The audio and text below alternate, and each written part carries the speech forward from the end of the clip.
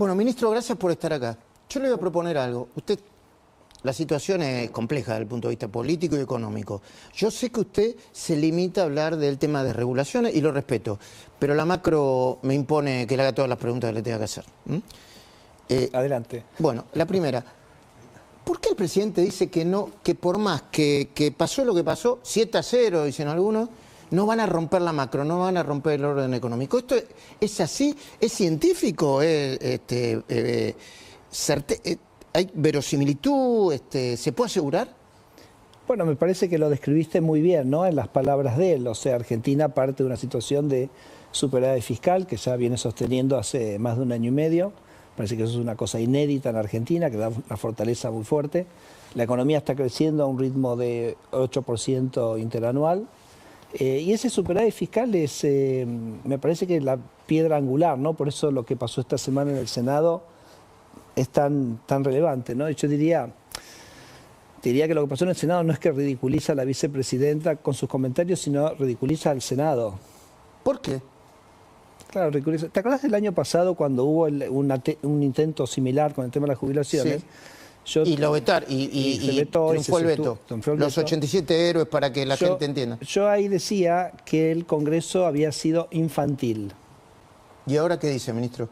Que sigue siendo infantil. ¿Por qué decía que era infantil? Porque era un intento, o el Congreso le decía al Ejecutivo, tenés que gastar tanta plata, pero no le decía de dónde. ¿Cómo? Claro, ¿cómo? ¿De dónde salía esa plata? ¿No? Entonces yo digo, la analogía que hacía es como cuando un niño le pide a su padre o a su madre, comprame este juguete, haceme este viaje, hacé lo que fuere.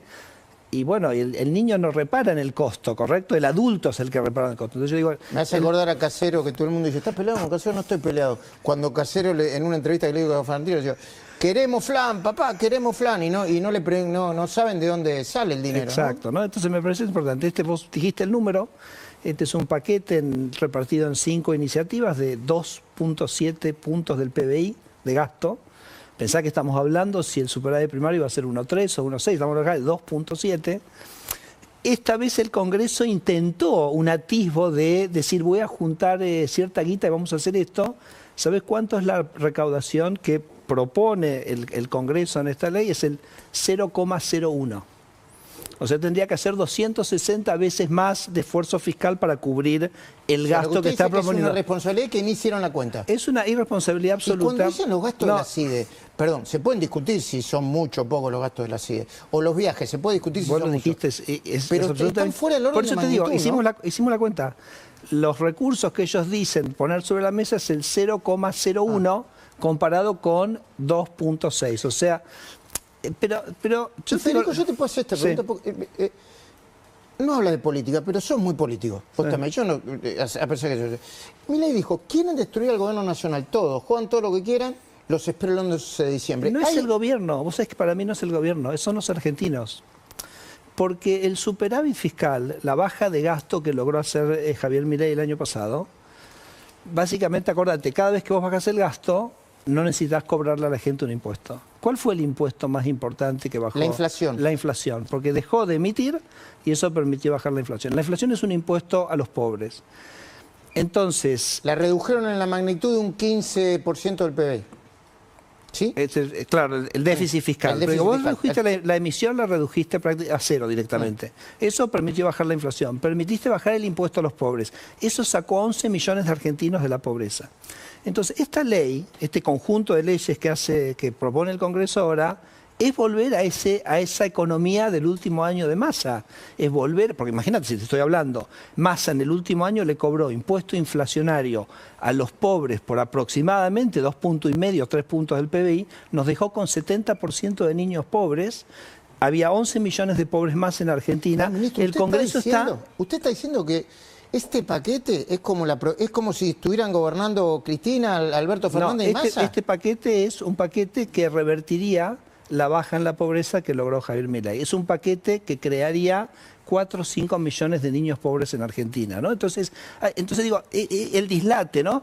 Y uno después tiene como tribus, ¿no? Porque yo digo, bueno, se entiende por qué el peronismo lo hace, ¿no? Porque el peronismo quiere crear problemas. ¿Por qué lo hace? Quiere crear problemas porque ellos piensan que si a Argentina le va mal, esto lo dice muy bien el ministro Luis Caputo, si ellos piensan que si a Argentina le va mal... Ellos vuelven y siguen haciendo negocios. Y para ellos la política no es servicio, para ellos la política es negocio. La política es un ámbito, es una institución la cual vos la usás para robar. Tuvimos la causa vialidad, te puedo contar del monotributo, te puedo contar de cada una de las instituciones del Estado donde ellos van para rapiñar. Me sorprendió mucho Guillermo Francos hablando de el negocio del CIRA que involucró... Miles de la gente millones. cuando dice CIRA no sabe qué le quiere decir, pero tiene que ver con los permisos de exportación, ¿no? Escuchá, vos tenías un momento donde el dólar oficial valía 300 y el libre valía 1.200. Entonces vos tener acceso al oficial...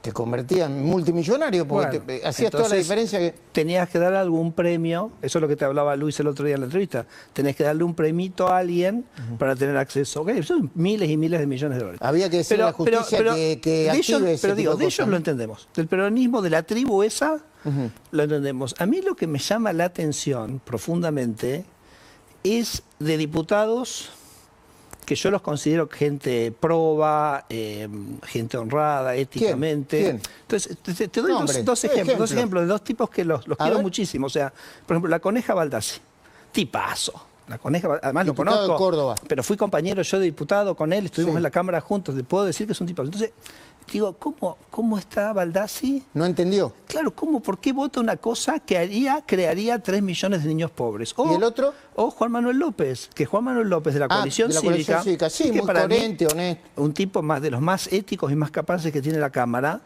Hoy se lo Bueno, comentaba, a ver, decía, me voy a ellos decir... te ponen así, porque ustedes son muy crueles. No, Porque pero usted, Turcenega, yo le digo... pero la crueldad, Luis, es por- tener 10 millones de pobres más, porque vos estás financiando una casta política con un impuesto a los pobres que es la inflación. Está bien, ahora voy a Esa ser es abogado del esa es la diablo. crueldad. Entonces, cuando Sturzenegger reivindica la idea de que desde que empezó el gobierno de Milei hay, creo que 50.000 empleados menos, ¿puede ser? Claro. 50.000 empleados menos, tiene una crueldad No hay- manifiesta, porque los deja en la calle. No, pero que está re mal planteada esa pregunta, con todo respeto. No, con todo yo- respeto te lo vamos, digo, vamos, ¿no? Con vamos, todo, tranquilo, sí, súper sí. mal planteada la pregunta, porque, disculpame que te lo digo así para No, hacer más pero- fuerte el punto. Está bien, está bien. Vos no me tenés que preguntar por los 50.000 ñoquis que se quedaron sin trabajo. Me tenés que... Perdón, a las cuentas los autorizo a poner. Y Sturzenegger lo domó y le dio una paliza, porque No. es una pregunta bien provocativa. No, hay problema. Lo hago, está bien. es una juegue. escenificación. No autorizo Pero nada. escucha, es un no, juego. porque es muy importante este punto. Es re importante este punto. Vos no me tenés que preguntar por qué pasó con los puestos de los 50.000 ñoquis que se fueron del Estado. Me tenés que preguntar sobre los miles de puestos de trabajo que se crearon cuando nosotros le devolvimos 2.000 millones de dólares a los argentinos, que hoy no se los tenemos que cobrar porque no tenemos que pagar esos ¿Y 50.000 dónde empleados. están esos ¿Me sí. me seguís el punto, no? Sí, pero ¿se crearon esos?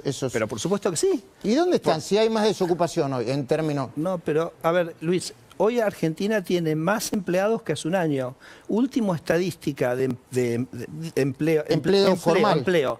13 millones, te doy el número exacto, ¿ok? Sí. 13.300.000 personas empleadas. Primer trimestre del año 2025, 13.100.000, 13.300.000, 13.100.000 hace un año. Te lo comparo en el año... 200.000 más. Más, 200.000 más. Te lo ¿Y comparo... por qué la tasa de desocupación creció? No, porque... la gente busca más trabajo. Exacto. Porque ¿no? hay más gente buscando trabajo. Entonces, pero esto me parece que a mí es un punto absolutamente conceptual importante, que es que cuando uno aplica la motosierra, y como yo siempre digo, la crueldad es el Estado grande que le chupa plata a la gente para pagar a la casta política. Cuando vos aplicás la motosierra y bajás el gasto, bajás lo que le tenés que sacar a la gente para financiar ese gasto. Cuando a la gente le queda esa guita en el bolsillo, ¿qué hace, Luis? La gasta. La gasta. Bueno, y entonces consume. eso crea un montón de empleo, y eso crea un empleo que es más productivo, y además no es la gente dándole la plata a un político para que el político decida en qué gastarlo, sino que le devolvemos la plata a la gente para que la gente la gaste en lo que le parezca que es mejor. Ahora, ministro, está bien, interesantísimo. Podemos hablar del ajuste y podemos hablar de los negocios. ¿El sector privado también hace negocio? Porque usted dice, la política... Yo leí una... ¿Me puedes poner...? La leí hace unos días, una nota que escribió en La Nación y me sorprendió. Porque metió en los negocios irregulares o ilegales a los sindicatos, al Estado y a algunos empresarios. ¿La podés poner la nota? A ver, hábleme de derecho viejo. ¿Qué es lo que quiero decir? ¿A quién involucra? ¿Del sector privado, de los sindicatos? No, lo que pasa es que lo que yo digo es que la corrupción siempre es un tango que se baila de a dos. No hay solo corrupción. Cada vez que tenés corrupción del sector público, tenés corrupción del sector privado. O sea, eso es inexorable. Y por eso usted ¿no? dice que el Estado hay que dejarlo en su mínima expresión. Cuanto menos Estado tenés, menos corrupción vas a tener. ¿no? Entonces, por eso además, nosotros decimos que la desregulación siempre es pro pyme, es pro emprendedurismo, porque la regulación es como una valla, ¿no? Fija.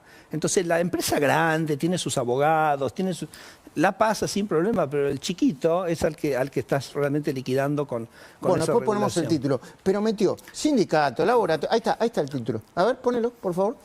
Sturzenegger habló de los precios y la homologación de vehículos en Argentina. Fue en el marco de una entrevista los cambios en cuanto a la importación de unidades y la pendiente. Esto es otra cosa. Esto es otra cosa, no importa, muchachos. Cuando la encuentren. No, pero ¿querés que te cuente lo más importante que pasó en el Senado el otro día? Que me dé deme un ejemplo de choreo público-privado.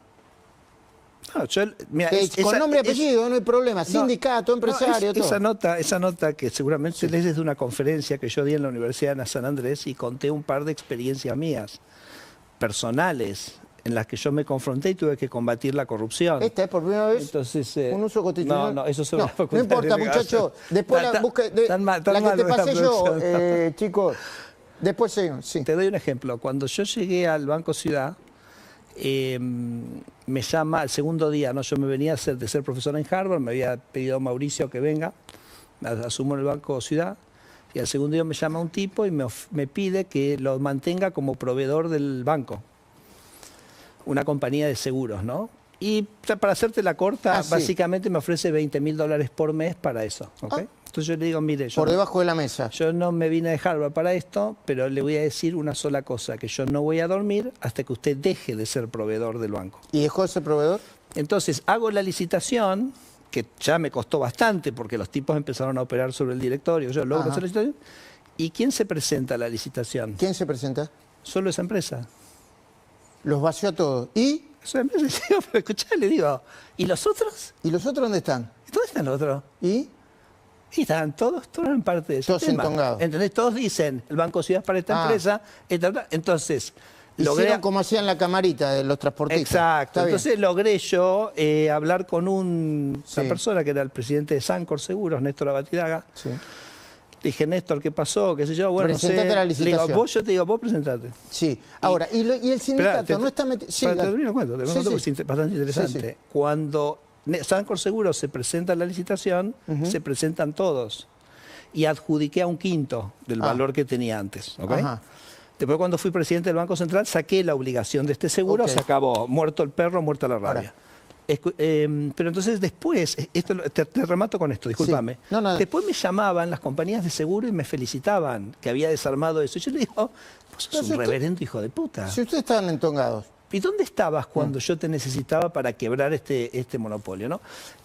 Ahora con Mauricio, con Javier, con Javier, se ocurrió lo siguiente, que nosotros acabamos de sacar y cambiar el régimen de la obra pública y de la construcción. Viste que Javier siempre habla de la Cámara Argentina de la Corrupción. Sí. ¿Y la Cámara Argentina de la Corrupción le dice a la Cámara Argentina? Siempre le ha dicho la Cámara Argentina de la Corrupción. A ver, tenemos un montón de gente que han públicamente declarado, pero hay gente que públicamente ha declarado que ha pagado coimas, ¿ok? Y están dando vueltas por ahí. Sí. Entonces, pero fue muy interesante la conversación con el presidente, porque... ¿Cómo va a ser ahora eso? Escuchá, la ley era la que armaba la corrupción. Esto es lo más sorprendente. Porque la ley te generaba un sistema donde vos tenías lo que llamaba una capacidad constructiva. Yo doy este ejemplo. Suponete que tenés que... Yo soy un constructor y tengo la capacidad constructiva de 5. Yo soy del sector público y tengo que asignar 100. Sí. Suponete que yo quiero repartir la obra entre 10. Sí. Entonces digo que cada uno tiene una capacidad constructiva de 10. Sí. Listo, ya está. Y la reparto. Se reparte, ¿entendés? Porque nadie le puede tocar más de 10. ¿Y ahora por qué cambiaron? Entonces eso lo eliminamos todo. Porque ¿sabe cuál es la crítica que se le hace a este gobierno, Sturzenegger? Esto es importante. La motosierra funciona, para destruir funcionan. Pero, ¿y la ruta? Y vamos a hablar con Marín dentro de un ratito. Sí. todo el mundo me dice que el camino que va de Anhelo, creo que es Anhelo a Vaca Muerta, está hecho pelota. Y es el camino desde donde sale las inversiones productivas más importantes de Argentina. Por eso se están licitando en este momento las rutas. Pensá lo siguiente, la Argentina tiene 840.000 kilómetros de rutas. 40.000 son del gobierno nacional, 200.000 son de las provincias y 600.000 son de los municipios. Sí. ¿Okay? El gobierno nacional en este momento está licitando las 10.000 kilómetros que son lo que llaman las autopistas o las rutas troncales. Sí. El resto de los 30.000 los llevaba a Vialidad y ahora lo hemos desguazado a Vialidad en 3 partes y se van a seguir manteniendo transitoriamente hasta que podamos tercerizar el mantenimiento. Así que no, eso es algo en lo que obviamente tenemos que seguir trabajando. Ok. Pero las obras públicas ya eran desastre antes. Vialidad Nacional en un mecanismo... Quiero contarte lo más importante que pasó en el Congreso el otro día. Es una anécdota de un paso o de 3 pasos, depende cuánto sea. No, adelante. No, cambia todo. A ver. Cambia el federalismo en Argentina, porque ¿Por qué? uno de los proyectos de que aprobó el Congreso es para repartir de manera diferente los ATN. Los ATN es un... Lo que pidieron los gobernadores. Cuando Alfonsín y Perdón, Cafiero... los gobernadores están diciendo que fueron subejecutados y que el gobierno está utilizando esa plata subejecutada para, no sé, llegar al superávit. Bueno, es interesante. La ley de coparticipación la hicieron Alfonsín con Cafiero en el año 88. Alfonsín tenía la visión de que las provincias centrales tenían que transferir recursos a las periféricas, entonces que tenían que recibir más. La más perjudicada en eso era la provincia de Buenos Aires, pero Cafiero traicionó a sus votantes y aceptó. Lo recuerdo perfectamente. ¿Sabes por qué lo aceptó? Para ver si con eso ganaba el apoyo de los otros gobernadores peronistas al año siguiente cuando lo tenía que enfrentar a Carlos Menem. ¿Pero qué tiene que ver con esta discusión ahora? Bueno, en esa ley se puso un artículo que un porcentaje de esos recursos los iba a tener el gobierno nacional para distribuirlo en función de las emergencias. Entiendo. Te pasa algo como Bahía Blanca, entonces es como... Parte del federalismo es dejamos una platita ahí para poder usarla y eso es lo que los gobernadores ahora quieren apropiarse y decir, mira, eso vamos a repartirlo como se reparte el resto de la coparticipación. Se lo quieren quitar. Claro, quiere decir, esto se va a repartir con esta fórmula. ¿Y usted qué dicen que no? No, yo digo que esto cambia todo. ¿Por qué? Cambia todo. Si se aprueba. Si se aprueba. Y de hecho, si el presidente me consultara, yo le diría, esta no la vetes, ¿por qué? Ah, ¿que no la vete? Te voy a decir por qué. Qué lío. Espera, te voy a decir por qué. Pero ahora voy a explicar por qué. Porque desde la Constitución del 94 hay mucha discusión sobre si la ley de coparticipación la puede cambiar el Congreso o no. Sí.